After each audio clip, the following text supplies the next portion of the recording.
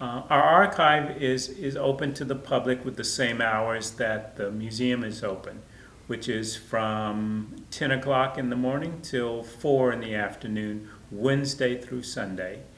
There are staff here every day, so there are research opportunities sort of outside that window of time, and that's by appointment.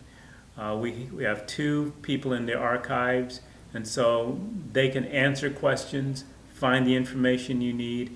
If there's an issue that you're needing to check and you call ahead, those materials could be pulled out and ready for you when you come. But anybody can do research here on your family. Many people come to do research on their homes to find out, either for tax purposes or otherwise, if there's a historic property, who the past owners were, what the community was like around that house or in that area if they're going to build or do something. So a lot of people come to inquire about their property records. So we have property records here. We have more than 200,000 photographs. One of our recent finds has been the clippings file from the Tribune newspapers. As the newspaper has been sold to other companies, and so those materials that the local newspapers have been, they need to find homes for them. So we have the clipping files, the original file cabinets, the envelopes that they were in, and you can just imagine somebody sitting at a desk with newspapers in front of them and a long pair of scissors, cutting out, making notes, and putting things in envelopes so that they're archived by name, by place, oftentimes by events. So the unfortunate story of Sharon Tate, her envelope sits right next to Sheila Tate, who was Nancy Reagan's press secretary. So it's that kind of wonderful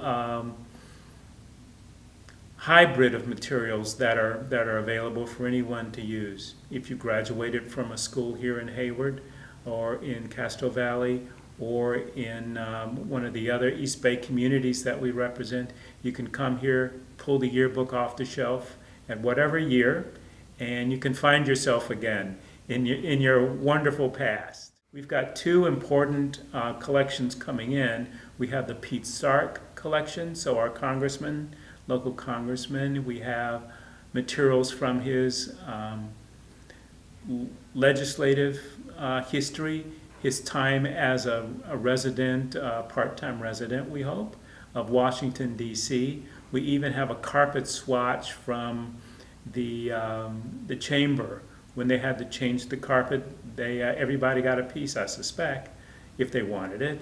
So even that is in the file. So if you want to see a piece of carpet from the U.S. Capitol, we've got it. The other batch of material that we're going through right now is material belonging to Michael Sweeney, who is one of the most recent mayors in the city. And he was a legislator in Sacramento, and he was mayor 2 times. And so a very large archive of material is coming in that we're making available for the public. Eventually, you can look at the shoes. He walked the different neighborhoods on his campaigns. You can see the legislation and documents that were signed by him or promoted by him. There's a lot of material on his legislative